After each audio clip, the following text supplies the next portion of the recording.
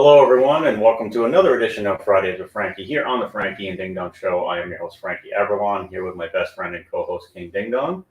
We are here on another Friday evening, and obviously, given the events of the last, 9 days or so, it's been a very somber time here up in Maine, especially for the Lewiston bowling community. But as we're kind of getting further away from what happened, there's a little bit of the healing process is starting to happen. A lot of open wounds still, and we're all, obviously still mourning the loss of our friends and people in the community, and we're just doing our best to kind of bring a little bit of normalcy to this world, I would say. Yeah. And so here we are on another Friday night. We got some stuff to discuss, and bowling related, not bowling related, fundraiser related, you name it. We're going to be covering it all like we always do here for you folks, everyone at home watching. Obviously, we love you all, and got the Lewiston Strong tonight. Just Ange picked up our shirts this afternoon from the good people at Rogueware, who are donating the proceeds to the victims' families and the survivors. So that's fantastic. So definitely wanted to support that. And anyone else, get a hold of the Rogueware people here in Lewiston. They'll take care of you. So. So we'll always remember the ones we lost. And if anyone does have anything they wanted to share in the comments tonight, obviously, if anyone, we went to Trish's viewing last night, and that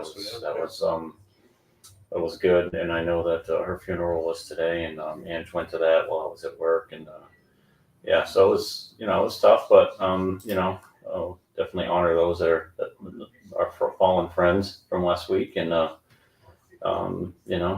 done some good things this week, and we'll kind of get into some of that tonight too. So thank you everyone for joining us. We've already got 6 people in here. That's wonderful. And I'm just, for everyone at home, I'm just going to put the names across the bottom of the screen for the 18 people we lost. And anything that, you'd like to add to that, Ding Dong? Yeah, well, we're here to honor those people and to continue the tradition along of the Fridays with Frankie. Mm-hmm.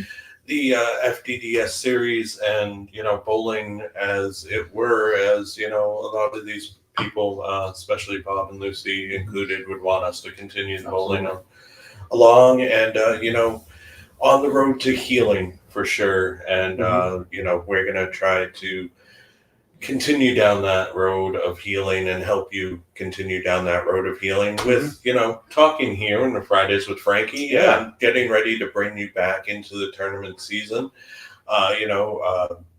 and all of that, anything that you guys need us there for, get us in the comments, if you have any comments that you want to get in there. This is an interactive show, as it always has been. We're here for you guys, amateur bowlers for the amateur bowler. And, tonight it's the amateur bowlers' road to healing. But that extends beyond to our friends at Schmengi's and the cornhole community, billiards and all of that. Certainly we're here for the bowling primarily, but, the whole community banding together and healing together, I think, is going to be helpful. So I agree with that, and there's definitely some good stuff that's going on as far as some fundraisers, and really a bunch of communities in Maine coming together to support one, absolutely local community that's obviously near and dear to our hearts, because I live in Auburn, you live in Auburn, right next door to Lewiston. Yeah.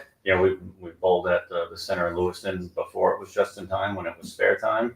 And at just in time, since basically since the beginning, right from the beginning, back in the early '90s. So it's definitely something near and dear to our hearts, and we definitely want to do our part to honor those that not only are lost, but those that are still with us, and their families, and the business owners, and everyone. We want to get everyone back on their feet as well as possible. So to try to support everyone involved, really, and sure. Even those of us that weren't involved, we were affected by it. So make sure you're reaching out to everyone and just showing a little bit of support. We'll build those good, long-lasting relationships and get through this together. Absolutely. So just want to touch on a couple of things. We bowl Wednesdays in Spare Town, Portland. Yes, we do. And so this was obviously a kind of a little bit of a, our first night back bowling was really Tuesday night at Bayside. It was, And Hungus did a wonderful tribute, putting the names on the bricks of all those of the fallen, and that was very, very unbelievable. amazing. So you'll see that when you walk in by lane 9, the Yep. bricks that are on that wall over there. It's unbelievable, and they'll be there for eternity, you know. And that's fantastic tribute by Hungus, and you know, I know that he's donated, and you know, obviously done, you know, doing his part, obviously, and not a surprise there, supporting fellow bowlers and those in the community like he always does. So, so it was a great tribute when we were there Tuesday night. And so, I mean, that first night back was a little different, you know what I mean? At first, a little more subdued, I think, than we would normally have for a Halloween party. It was just nice. Everyone was there with each other, and you know, it was kind of nice to be back and feel that little sense of normalcy, even for a little bit with everything going on. Yeah. Same way Wednesday night. We go to Spare Time Portland Wednesday, got the bowl with Bob Farr and Travis and those guys, and they're so much fun. You know, we've known them forever. And so it was just kind of nice to get that kind of homey type of feeling with people that you're familiar with. And, you know, that's what it's all about. You know, that's why we go to the bowling alley, to kind of get away from our jobs and get away from our problems and enjoy it for 3 or 4 hours, have a couple drinks if you want. And, you know, it was nice for it to be on par Wednesday night for Bob and Trav to get a beer dumped on them too. No, it seems like that. That's like the third or fourth time that's happened to those guys. Yeah. So love you guys though. Yeah. No. So, and so I bring that up because the leagues on Monday and Wednesday we're doing you know, $1 per strike for a fundraiser. Yeah. Then you could give more, which I mean I gave more. Yeah. The strikes were harder to come by on Wednesday because you know it was things were a little off. Yeah, potentially, but it was fine. I mean, it wasn't a big deal, but so you know, the Monday League had raised a certain amount of money, and then we were challenged that if we could get to the $2,000 mark, that there would be an anonymous donor who would give an extra $1,000. Yeah. And not only did we do that, we blew that away by an extra $450, which is amazing. Yeah. So then we did get that extra $1,000. So we got a grand total of $3,450.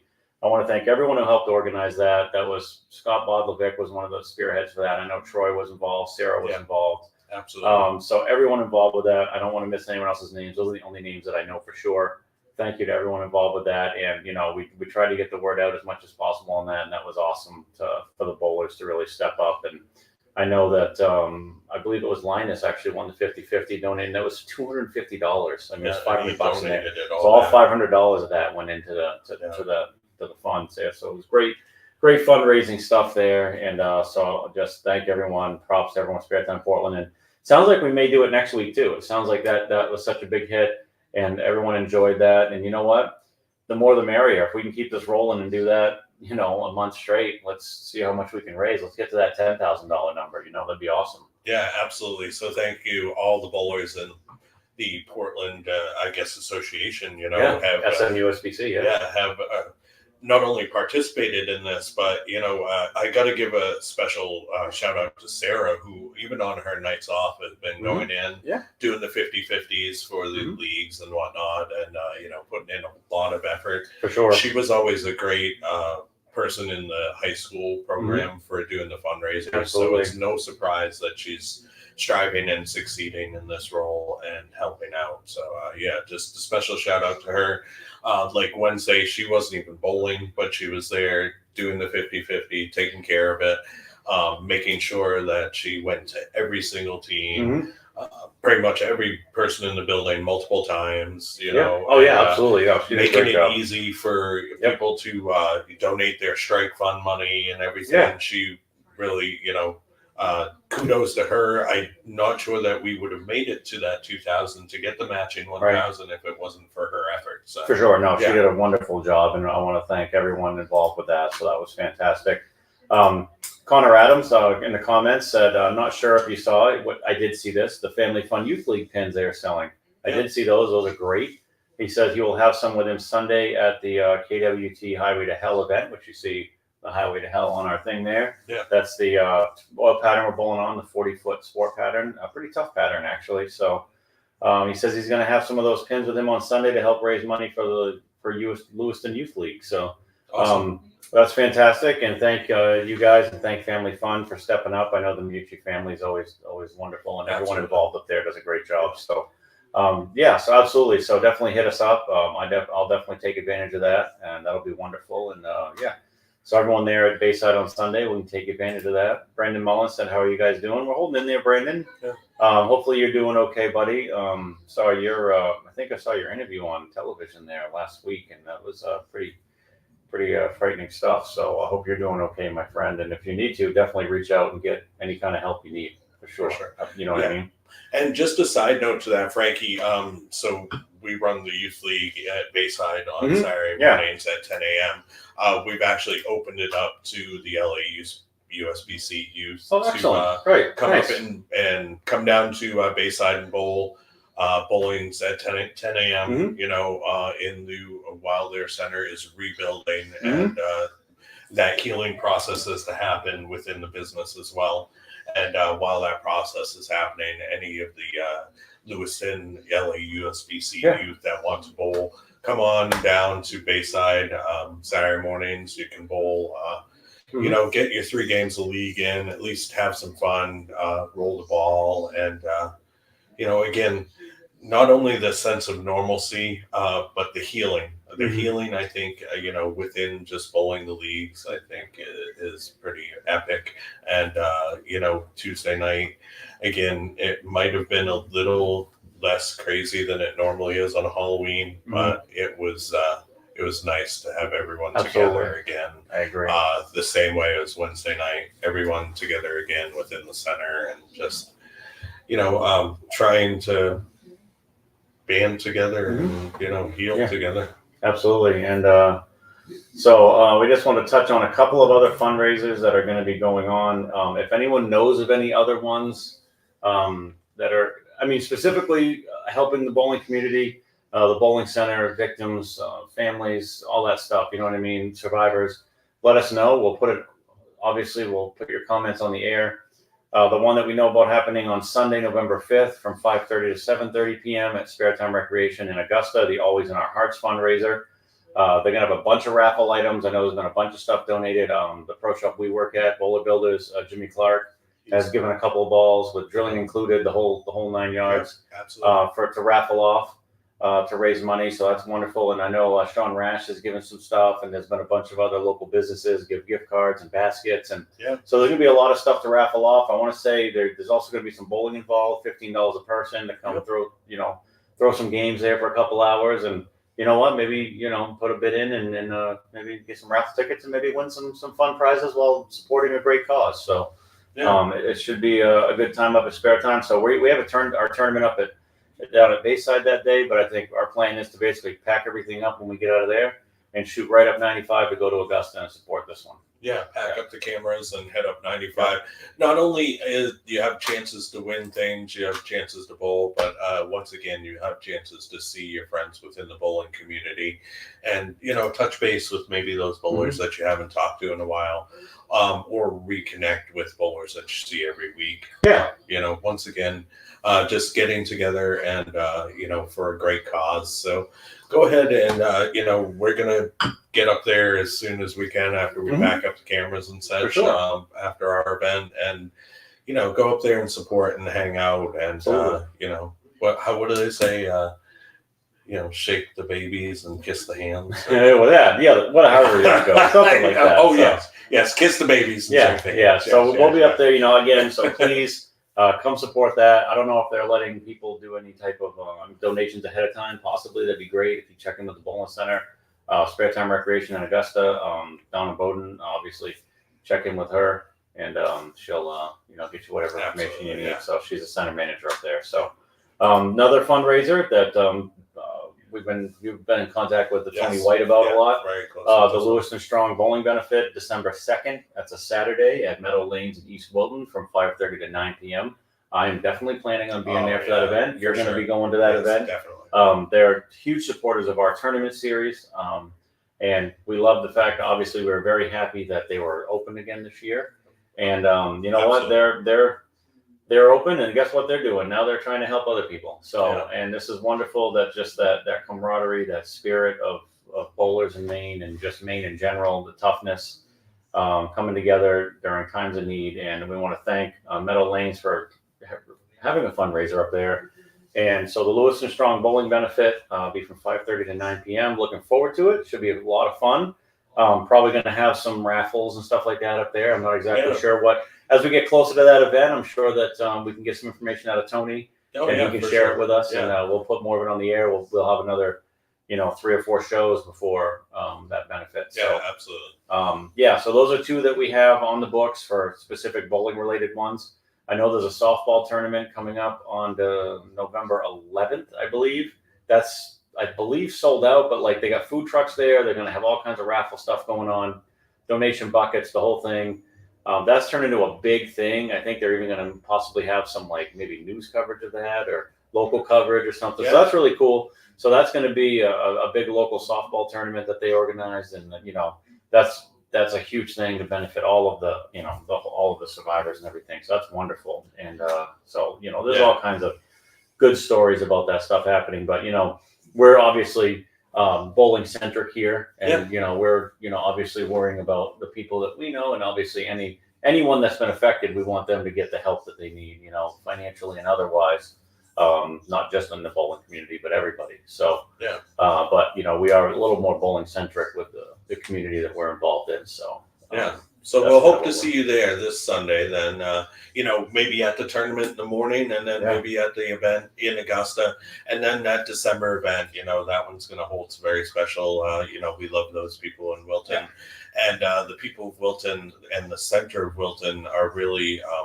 They're kind of focused on trying to help the center in Lewiston, local business, local similar business, even local bowling centers helping other local bowling centers. You've got to love that.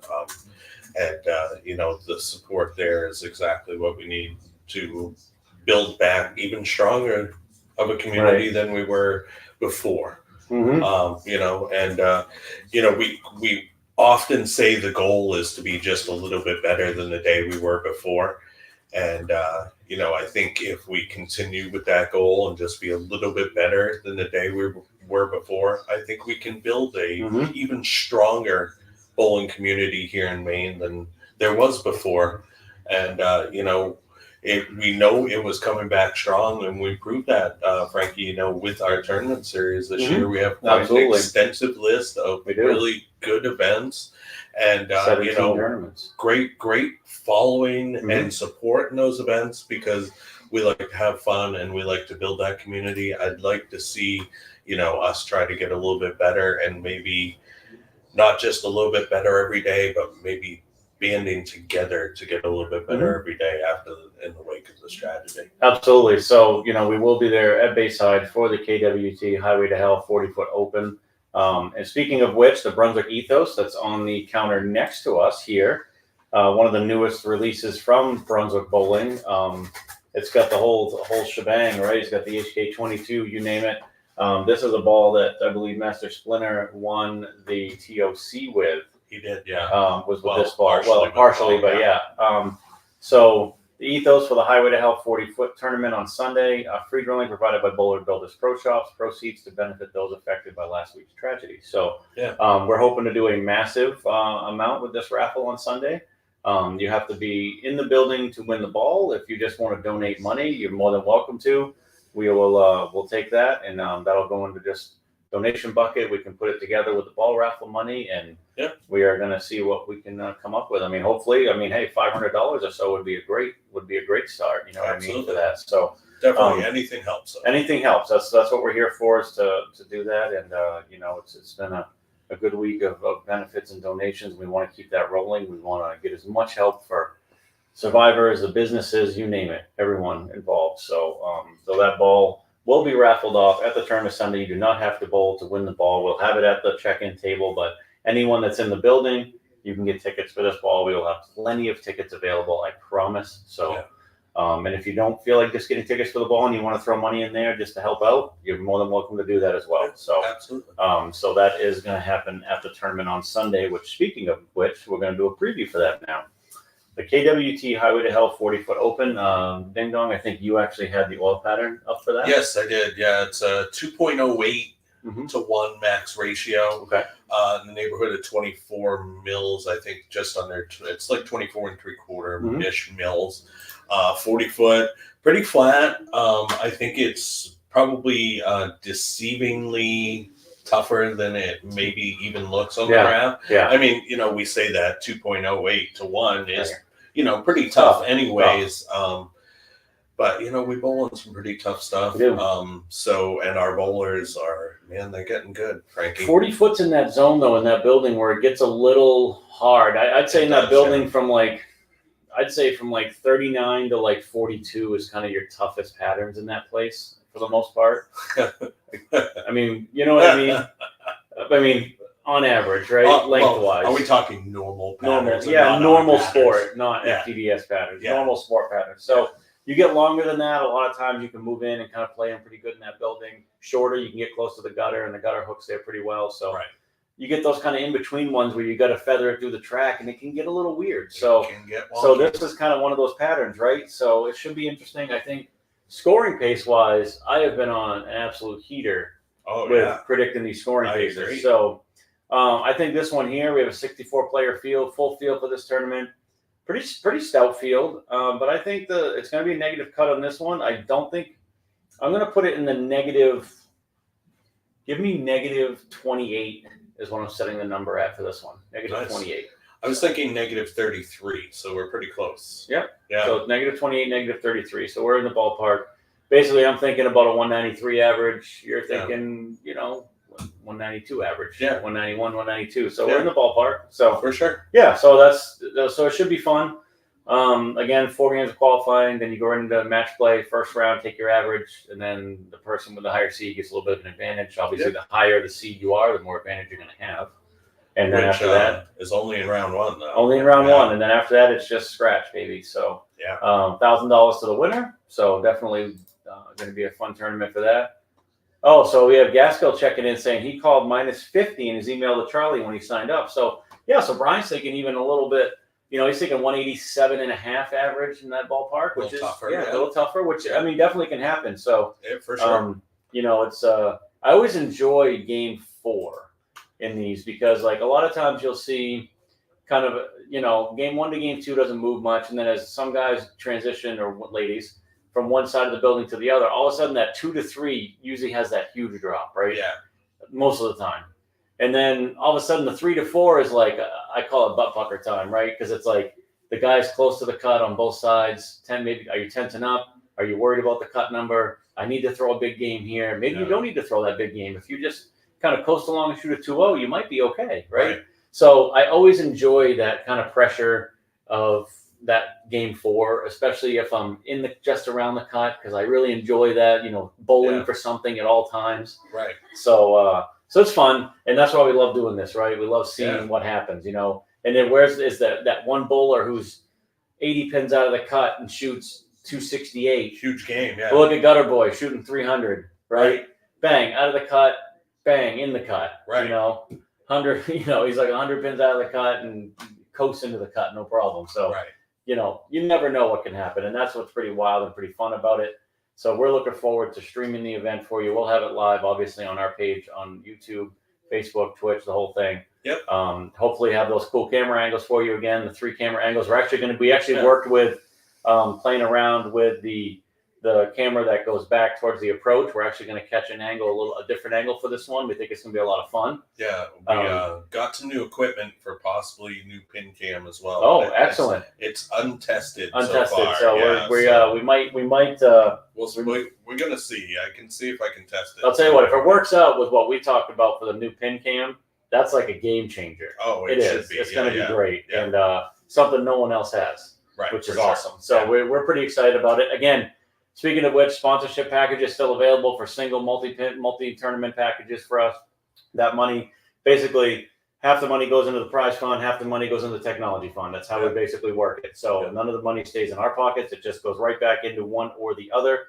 If you want to do sponsorship packages, please get a hold of us, the Frankie and Ding Dong Show at gmail.com. We can get you all the different package options. There's actually a Hall of Fame package. There's a majors package. There's just regular tournament packages, 2-3 tournament packages. So definitely check us out. We'll figure that out for you guys. And it's not just sponsorship; it's advertising too for you, your business, your product.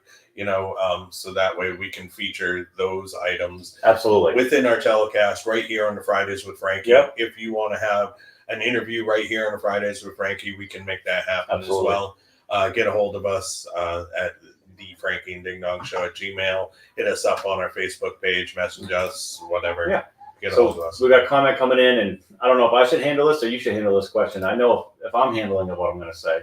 Okay. Aaron Tibbetod, do you guys think the purple urethane will be workable on this pattern Sunday? You always use purple urethane on everything. Yeah, but I'll tell you, this ball right here, Pretty impressive. pretty impressive. The new blue, I just may or may not have gotten more of those in today. So UPS guy. You know, yeah, he's nice. I like him. Yeah. You know, it is almost Christmas time, so it'd be nice if he gave me an early Christmas present. But yeah, my new Needs a blue, little Santa hat. new maybe. blue. I mean, second game out of the box on league last Wednesday. Shot 300 with it. Yeah. The ball's pretty impressive, and I used it this week on a week where scores were fairly low across the league because of some oil pattern issues with the machine.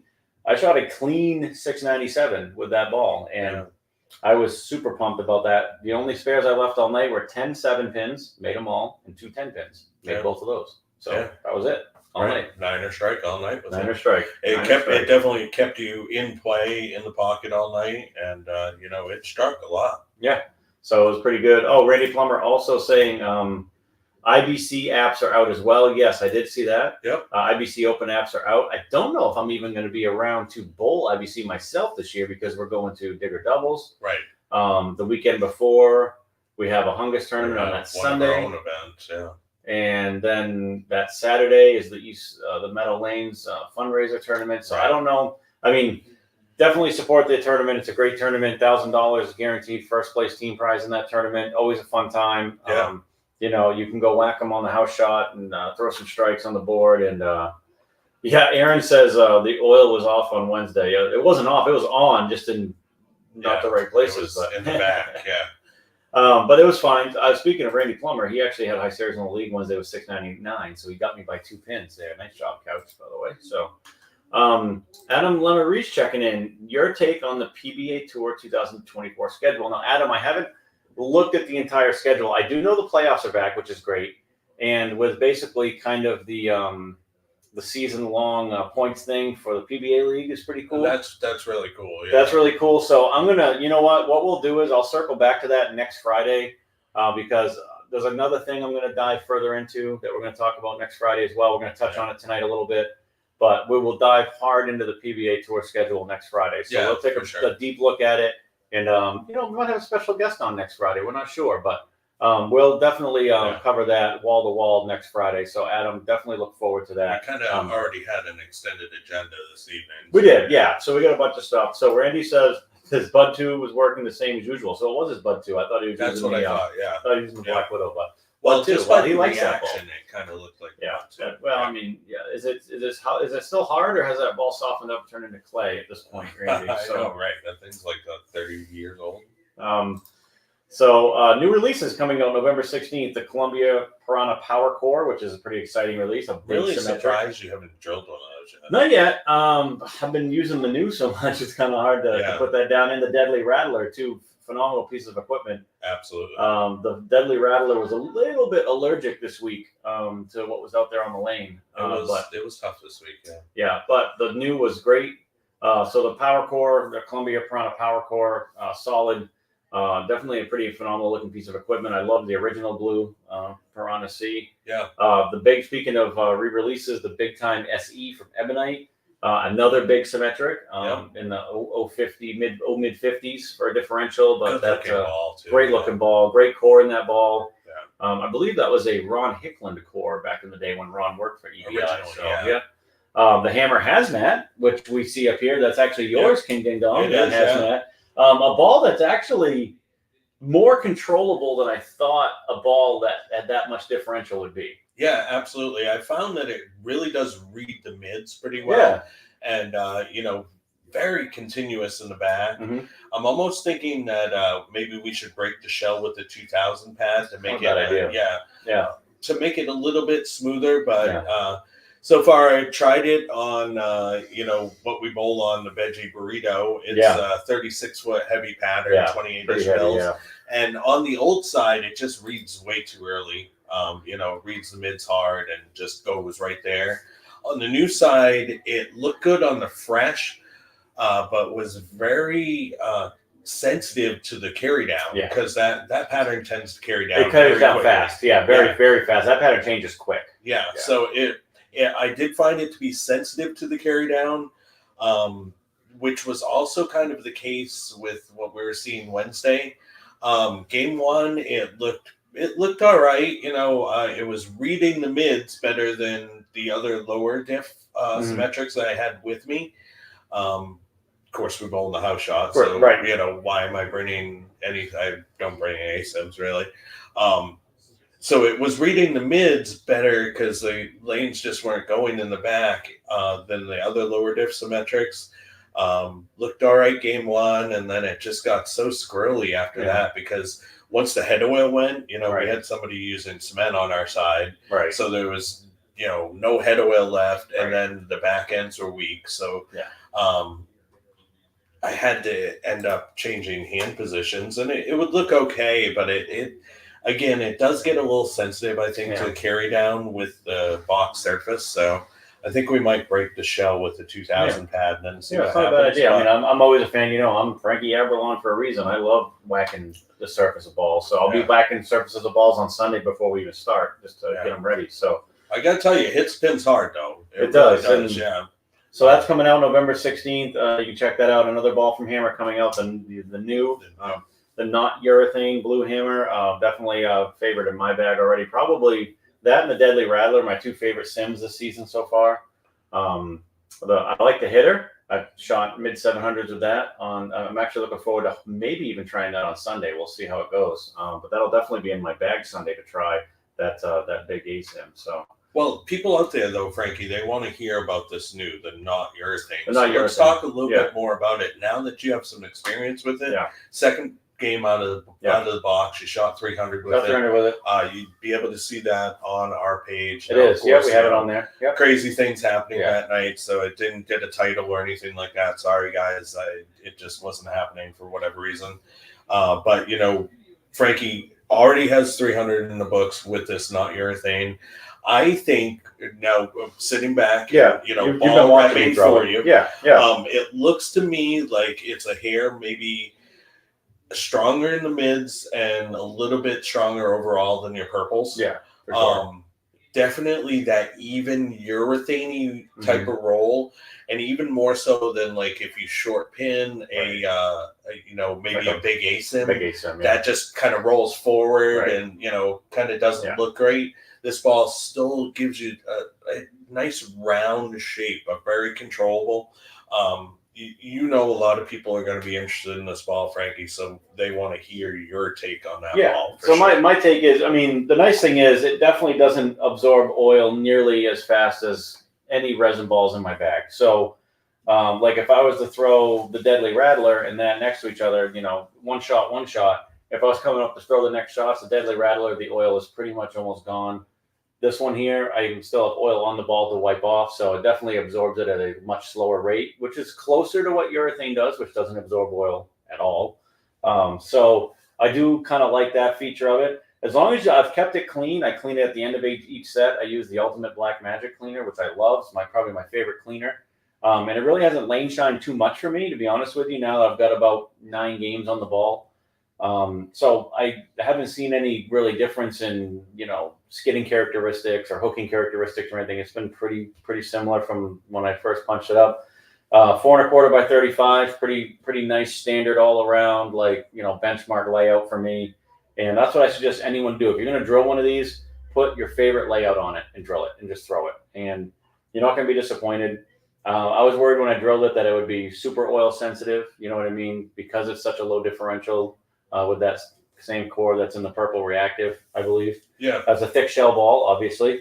But it definitely hits, and it's definitely not sensitive. It's definitely still can go. Even Wednesday night when the back ends weren't great, it would still, when I rolled it, that ball would go through the pins. So it's very impressive. I can't say enough good things about it. I'm actually looking to drill a pin down one and maybe a little longer pin up. So I'll probably drill a strong pin down and then a little longer pin up or something, but maybe a pin in the middle finger or something. I don't know. But I'll definitely drill at least one. I got 2 more to drill, so we'll figure it out. And yeah, I mean, I might just go to a tournament with 2 or 3 of those in my bag, and different surfaces and layouts, and who knows? It's a pretty good piece of equipment. Definitely something people need to keep their eye on, and something I would put in my bag if you're a tournament bowler, or even I was excited that I could use it on a house shot league because I never bring a purple hammer or urethane to a house shot league because, again, too early. Yeah. So, but this here is definitely not too early. It definitely goes through the fronts better, still picks up the mids, continuous, good ball motion, good pin carry. So, have you seen more flair with it than the purple? Than the urethane for sure. Yeah. Well, yeah, definitely. But they're tight flare rings again, and I went pin up on it and a pretty strong, strong enough layout. But they're definitely tight flare rings because of that lower differential in it. You know what I mean? It's not like you're gonna see like looking at the hitter where it's like, you know what I mean? Or even maybe like the double cross or attitude control. Right, and those flare, those actually flare even more than this, and just because of the fact that we're talking 038 differentials or something like that, where this is like I think it's an 018 or something like that. 28, I believe it's the same exact. It's same as the purple reactive, right? Purple reactive, same exact core, because of the fact that the actual cover stock material on the real urethanes is a lot heavier, right? Not as porous, obviously. Absolutely. So that's why they had to use a little bit more differential. I think the little bit more differential probably match with the not urethane cover for sure better than it. Like that urethane is so early that you got to have that low differential block in it, or else I mean, there are certain times when like the pink widow urethane the bigger comes into play. Yep.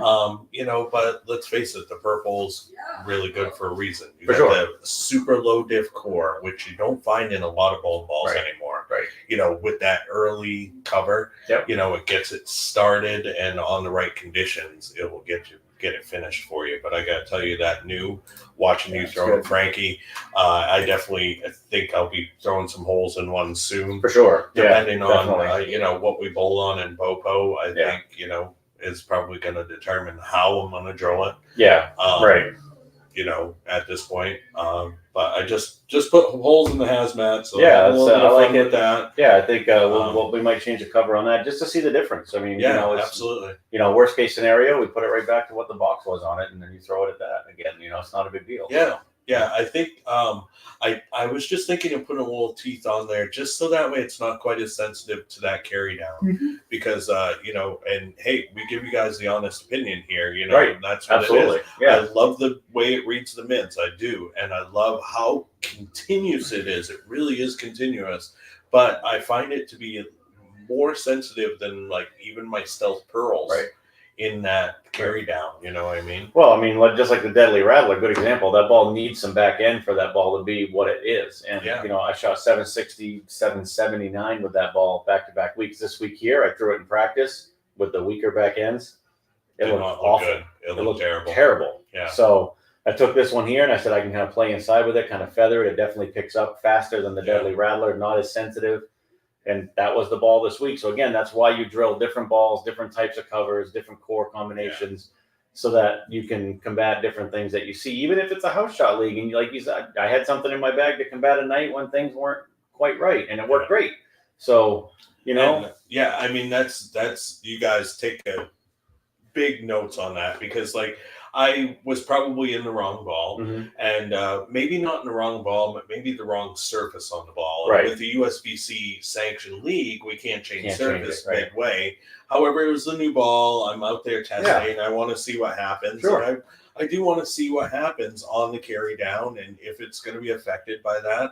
I want my customers to be able to know what you're getting out of the box. Absolutely. So that way, when we do cut through the surface, if it changes it, and it changes it drastically, we know that information to give it to our customers. Right, exactly. If it's still affected by the carry down at that point, then you might as well keep the box surface on it, because, man, I got to tell you, it goes in the back with that. It does, on the box, when you get some good clean back ends, that ball's impressive. So I was thinking more like the Lewiston house shot, where you got a little bit more friction built into the lane. A little more friction, especially through the fronts, for sure. It might be really amazing at that box surface. Yeah, I agree with that for sure. So So those are the new releases coming up again, November 16th. Taking pre-orders for those now through Bowler Builders Pro Shops. Just get a hold of us and we'll get one on the books for you. So didn't see any other high score shout outs. I had that up on the screen here, but if anyone knows of any, I didn't see anything roll across my screen. I didn't get any messages from people for anything specifically this week. So, I mean, it's been kind of everything's been a blur this week. Yeah. So I apologize if I missed something. Please put it in the comments if you had one. We'll definitely get it on the screen for you. But the one thing, because we're going to get off the air pretty soon, but one thing I want to talk about, we're going to get into more about this next week because we're really going to dive into it. I've had a chance to look pretty significantly at the USBC bowling ball footprint research report. It is up on bowl.com. You go into the equipment specifications section. You'll see their bowling ball hardness study they did last year. And this is the bowling ball footprint research report. So basically, in a nutshell, they have a new machine with like this glass thing that they can set the balls in to basically, and it's got etching for millimeters on it. So basically, it can measure how, like, what part of the ball touches it, right? And then they can actually get a measurement of that. So they take them right out of the box. They take them, they throw a game, they throw 10 games, they throw 20 games, whatever it is. They let them sit overnight, measure them again after they clean them. I mean, so they basically went through the lab and did a bunch of different stuff. So the interesting part about that is I'm just going to put something up on the screen for you guys, and it kind of goes with what Frankie's been saying all along. And by the way, if anyone knows, Frankie will tell you, because I've talked to many urethane manufacturers, that bowling balls don't get softer, folks. They just don't. And if you believe that, then the earth is flat and vaccines contain microchips. So I'm just going to read. This is one of the paragraphs in their research report. So it says, I'll read outside the highlighted section, then I'm going to really focus on the highlighted section. It says, we know oil, shear forces, temperature, and a handful of other factors contribute to the changes we see with hardness, or the measuring of hardness. That's a key phrase there. The fact that both sample types footprint change by the same amount with use is quite interesting. Now we get to the highlighted part. Pay attention. The answer appears to be in the oil. Despite these samples being cleaned and resting overnight before being retested, the images clearly show that the footprint testing after use could identify lingering residue on the ball. So again, when the PBA did their test, they clean them and this and that, and roll it down a dry lane, down on an approach or whatever. Guess what? There's still contaminants. You think you clean it? You're not really cleaning it. Unless you're actually resurfacing that ball, cleaning it, and then hitting that surface again, cleaning it again, you're not getting everything out of it, right? Even then, you might not be getting everything. It says any residue present in the contact area will naturally get squeezed outward. And that's like anything. Have you ever taken like a drop and put a piece of glass over the top of it? What happens? It gets squeezed outward. That is just, that's physics, folks. It's how it works. Yeah, it's the weight of the material. It says will naturally get squeezed outward as the material deforms into the glass, which would also have the consequence of making the footprints appear slightly larger. Right. Again, appear slightly larger. The contact area is not larger. There's only so much of that bowling ball that's going to hit the lane no matter what. Right. And there's no hardness difference. The balls aren't getting softer. There's no technically bigger footprint. The change in that from their report was 0.008 millimeters, which is basically a human hair, maybe 2 human hairs. Yeah. Which is within the scientific realm of scope of measurement. So yeah, from what it sounds like to me, from what they found, is those contaminants within the ball create kind of like a micro puddle, if you will, because they get squeezed, like they said, absolutely. Like anything would. Just and again, like as it makes that contact, those get squeezed outward, creating basically a false reading of what the quote unquote footprint is because of the ball. puddle. Again, it's getting squeezed out from the ball. Yeah. So that makes total sense. So that's like the whole thing we're talking about with using the durometer gauges for measuring the hardness. Anything that the needle goes through, and say it's a lubricant, and lets that needle go into the ball a little bit further and pushes outward, right? Yeah. And allows that needle to go deeper. Well, as it goes deeper, before it hits that 10 pounds of pressure, it's going to give you a false reading of a lower hardness because it thinks that it's going, as it goes deeper in, that means that it's a softer material when it's technically not. It's something on the contaminated surface of the ball, which is why, in my opinion, or contaminated on the needle. On the needle itself, right? Unless you superiorly clean that. Even if you clean it with 99% alcohol, it's still not going to. That's what they use when they clean them, right? They let them sit overnight, clean them with alcohol, clean them again, put them on the machine. Guess what? We still didn't get everything off the balls that they're saying. So it's a contaminant issue. It's not a hardness issue. And people that are still denying this, to me, it's at this point like, come on, what more evidence do we need, right? I mean, I've talked to urethane companies who have been kind of shouting from the rooftops to me about it, saying that this material is cured, it's hardened, it's not changing. If anything, it'll actually get harder over the years as the material degrades. You know, and we're talking over the span of like 35 years, okay? Yeah. So changing maybe 1 point in like 35 years, and that's actually probably going up, not down. Yeah. So if people are saying this going down, so again, don't worry about footprint. You just worry about coefficient of friction. That's the biggest thing you need to worry about, and that's not going to change no matter what the footprint is. The coefficient of friction is based on what the material is actually made out of originally. So that's not going to change. The width and depth of that footprint doesn't change the coefficient of friction, which doesn't change the overall amount of hook that the ball has. The biggest thing that's going to change in your bowling balls, folks, is basically the surface. Yeah. Like, this is what you guys got to be aware of. The surface is going to change because of the oil in the lanes. It's going to get lane shined. It's going to get tracked up. Yeah. And that's what's going to change. Those are the biggest changes to your bowling balls. And guess what? We have solutions for that. You bring it into us at the pro shop. We throw it in the rejuvenator, extract that oil. Frankie takes it onto the spinner, you know, and makes it look like $1 million, puts that fresh surface on it, and then it becomes, you know, more like new. Now, of course, some balls take to it better than others, you know, we've seen over the years, but a lot of balls will come back to almost brand new if you give them the full treatment, you know, and essentially that's what's changing the most on your bowling ball. It's not the hardness. Don't give a shit about the hardness. It's your surface that's changing. It's getting roughed up. It's getting smooth, depending on what it started as. You know, you could have a ball that starts with a ton of surface that's smoothing out. And for that matter, you could have a plastic ball that starts very smooth and it's getting roughed up.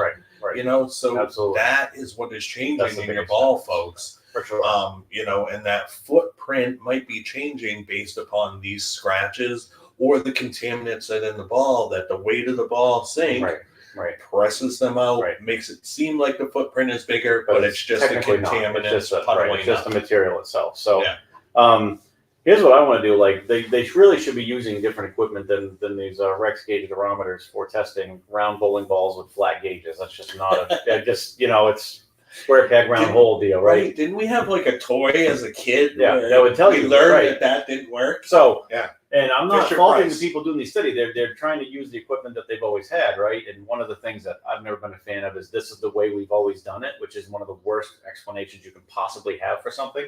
But basically, you're setting yourself up for failure if you don't account for all factors ahead of time. All the data you get after that is basically inaccurate. So what I'm saying is, if you want to use these Rex gauges, here's what you need to do. Okay, if they're gonna throw the ball down the lane and stuff, right? Okay, we want to throw it one shot and test it. Throw it one shot. You know what you want to do? Drill a mill hole in it. Have a clean needle. Have a brand new Rex gauge you haven't done anything with. Have like a line of 10 of them. Okay. Go through that mill hole. Okay. Do it before you throw the ball. Throw one shot with it. Drill a mill hole. Go throw 10 shots with it. Drill another fucking mill hole. Yeah. Okay. Because you're getting clean surface. Now, if that hardness is changing, you should be able to drill a mill hole a couple millimeters deep in the ball and be able to actually measure that hardness. I am willing to bet dollars to donuts if you were to do that every time and you throw 100 shots with that ball and you drill that mill hole, that hardness is still going to be exactly what it was when you started. Yeah. That is, to me, 100% what is going to happen, and that is going to give you an accurate reading because you're going off uncontaminated, clean piece of ball every single time. And that's, to me, why when they used to drill mill holes, when they tested them on tour, why those balls, when they were making them at 77, 78, when they drilled a mill hole and tested, it was testing at 77, 78. The ones that are now are made at 73 or 74. If you're drilling those mill holes, I guarantee you're going to get 73, 74 every time. Well, and you'd still have to make sure you're cleaning the needle. Oh, absolutely. And that's what I'm saying. Set up 10 brand new Rex gauges. Yeah. One for 10 shots, 20, 30, 40, 50, all the way to 100. Just drill a mill hole in every single one on a brand new gauge that hasn't had any chance to be contaminated, that's been all calibrated and everything. I bet it'd be 74, 74, 74, 74, 74. when you talk about lining them up, all I can think of is like Gesper or Butters, lining up the balls right. with fresh surface in Yeah. like the U.S. Open Yeah. where they can't surface Right. between games. Absolutely. Yeah. Because like we just talked about, your surface is what changes on the ball. Yeah, absolutely. So, not the hardness, right? The surface. Right. The RA value. So, anyway, so I'll dig more into that report as we get into some fascinating stuff in there. And I've been very critical of USBC over the years. Don't get me wrong. Some of the stuff they've done, especially with their hardness study, they're saying that when a ball originally said it gets softer, it doesn't change the performance of the ball. Correct. The performance doesn't change, but guess what? Neither does the hardness. So in their hardness study, I had issues with that originally. I think this here is kind of their self-correction on that a little bit. Like, let's do the footprint study. And, guess what we found? Oops. Yeah. This is, so I'll be curious to see if the PBA kind of, I know they've made a rule for the season with the urethanes. I'd be curious if they take advantage of the USBC equipment, this new machine they have to measure that footprint, see if they want to get involved and work together. It'd be nice if our national governing body and the big entity that runs our professional tour get together and start working together for the betterment of the sport and getting actual accurate scientific data together to make rules for everybody. So I agree. And rules that make sense. Well, yeah, and that's kind of, honestly, that's my problem with it, Frankie, is, obviously there was one product that was extra targeted, a couple products that were extra targeted, right? Yeah. But like for me, like where does it end when you're using, inaccurate tools? Where does that end? What's the next? Or even just limited tools. I mean, they might not be inaccurate in certain settings, but for what we're using them for, it's limited technology. Right. You know what I mean? Yeah. So again, just like our patterns, I want them to be fair for everyone. I want it to be tough for everyone. Sure. I think when you're talking bowling ball manufacturers, let's make it fair for everyone. 100%. And then all of these manufacturers are making good bowling balls, but we need to make sure they're all being fairly judged. And if you have the equipment and that's out there, which they do for the urethane material for spherical objects, I mean, the PSI Urethanes is one of the companies that has it. You utilize that equipment, utilize an independent agency and say, you know what, if we don't have the equipment, let's send some stuff to these guys and see if they'd be willing to do some testing for us on this stuff independently and see what they come up with. And I'm sure that they would be willing to do that. Absolutely. I mean, from my correspondence with a company like that, they've gotten right back to me and given me all the information I need. And they are wonderful to work with, great people. Like I said, they know what they're talking about. And now we've got some more information coming. I'm going to forward them this USBC study and talk to them about it. And they're probably going to be like, duh. Like, basically, like, this is what we've been telling you all along. These urethanes, any of this urethane-based material is not going to get softer. So, well, here's the deal. Start scanning the balls. It's going to be faster, and then you're actually going to see exactly what the oil is doing to the cover stock of these balls. Absolutely. Yeah. So scan them. But again, like I said, if we want to use the limited technology we have, my solution is to just line a bunch of them up, throw a bunch of shots, drill the mill holes into them so you remove the contaminants, and then measure them. Measure it right into the cover and see what you get. Yeah. I would put pretty good money on that it's not going to make a bit of difference in that hardness. None. Within scientific, the Rex gauges give you the plus or minus 2. It'll be within the plus or minus 2 without question. Yeah. And I mean, that's quite a deviation when you're a 4-point deviation. I mean, you got a 4-point deviation there. So this is a piece of equipment that we're setting rules with that's got a 4-point standard deviation. Which is, I mean, anywhere, we're talking under 80, under 80 hardness, 4 points, that is a lot. Yeah. So a large percentage of that. So again, we'll be getting more into that. We're going to get more into the PBA tour schedule next year. And I don't mean to just be picking on anyone, but I mean, if you're going to be the one that's making rules and changing rules, then I want to get to the bottom of it and find out I want to separate fact from fiction. If I'm wrong, I'll be the first one to admit I'm wrong, 100%. I went into this very open-minded saying, I think maybe these are getting softer. Maybe they're not. I don't know. So I started talking to companies. I started doing a little bit of independent testing. I started, I got a chemistry background. I kind of know how, matrices work and different things like that. Like I kind of get it, right? So, and talking to people that are way smarter than me that have no skin in the game kind of really has opened my eyes out to this whole process. And now it's like really a big snowball effect. Seeing this USBC study come out was a huge flag to me. Like, okay, these guys even, I think, acknowledge our hardness studies we were doing before might have been a little bit off. But we need to get equipment that actually measures correctly what the hell is going on. Yeah. So now they have a piece they think can do that, and I hope they do. Yeah, and hopefully it'll be more. Hopefully we'll see more of that. Hopefully we see more of that. You know, forward, yeah. Absolutely. Let's invest. You know, they invested money into that. Let's invest more money into that type of stuff. You know what I mean? Why not? And then honestly, once you get to that point, and you have that equipment. As companies in chemistry changes, they might come out with different cover stock materials. They might be different additives into it that might, you know what I mean? So then you can kind of keep up with that. It's like with steroid testing in baseball, right?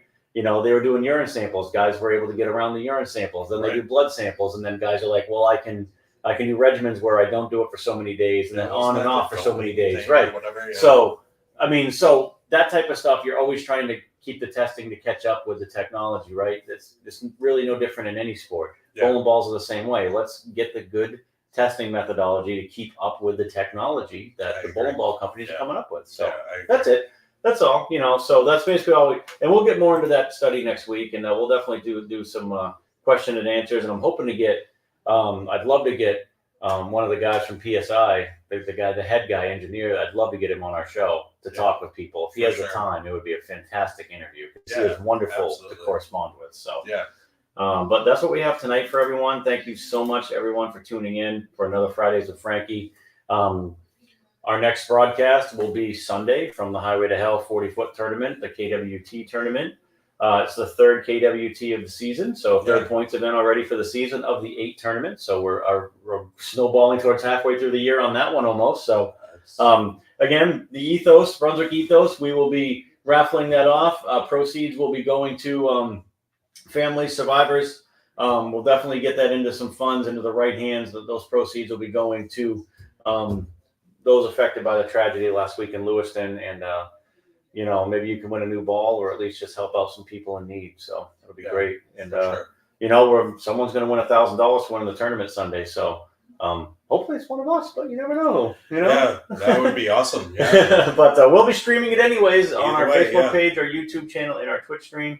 Just check us out. It'll probably be around that 1 o'clock, 1:30 range is when we usually get fired up for the final. So definitely share it on your pages, share it with your friends, family, anyone that wants to come check us out. And don't forget to hit us up at the Frankie and Ding Dong Show at gmail.com if you're interested in a sponsorship package to help us grow our technological needs for making the streams better for everyone at home. You've already seen some of the advantages this season that we've put into it and the advancements. You're going to see even more. We're hoping that some of the stuff that's very recently come in we can utilize this week, and it'll be pretty cool if it works out. So we'll find out, and you know, we'll find out together. So and we always use viewer feedback. We got great feedback on the 3 cameras we're using right now, and people are loving it. They're loving that pin cam view. They're loving the approach view, and of course we have our standard view, so we can flip back and forth between the 3. It works great. So it's a lot of fun. Yeah, it is a lot of fun, and I'll tell you, I give you the props on that, Ding Dong. You are the master with setting up all these different camera feeds and stuff. So I'm learning as I go. Yeah, but you know, you need to teach me more on that, because like you are far advanced on the camera stuff than where I'm at with it. Yeah, so I like it. It's fun. Yeah, you do a great job. So so thank you everyone for tuning in tonight, and we'll see you Sunday from Bayside Bowl, and then we'll be heading up to Augusta after that for the benefit at 5:30 p.m. That'll be 5:30 to 7:30 up in Augusta at spare time. So I'll bring some money with me, and hopefully donate some money, and maybe get some raffle tickets and win some cool stuff. Yeah. So just to give a shout out to our FDDS sponsors, Brunswick Bowling, Bowl Builders Pro Shop, and Rift Apparel. Check us out, riftapparel.com. Yes. And, you know, thanks to all of you guys out there, the supporters of the Frankie and Ding Dong Show and the bowling community. And, you know, thank you for helping us try to heal during this time. Absolutely. And hopefully we've been able to help you heal as well. Absolutely. Well said, Ding Dong. And like we said, like the shirt says, Lewiston Strong, 100%, man. And we're with all of you. Anyone that needs to reach out, we're always here. We're family. To everyone that, you know, we love you all. And do not hesitate to get whatever help you need, whether that's through counseling, just talking to family and friends, whatever you need. Definitely reach out and take advantage of that, and take care of yourself. Your mental health is way too important, for sure. So definitely see you guys on Sunday. from Bayside Bowl. And as always, as King Ding Dong says, as we end every single show with, what do you say? Get those kids in the center. All right. Bayside Bowl, 10 a.m. Get those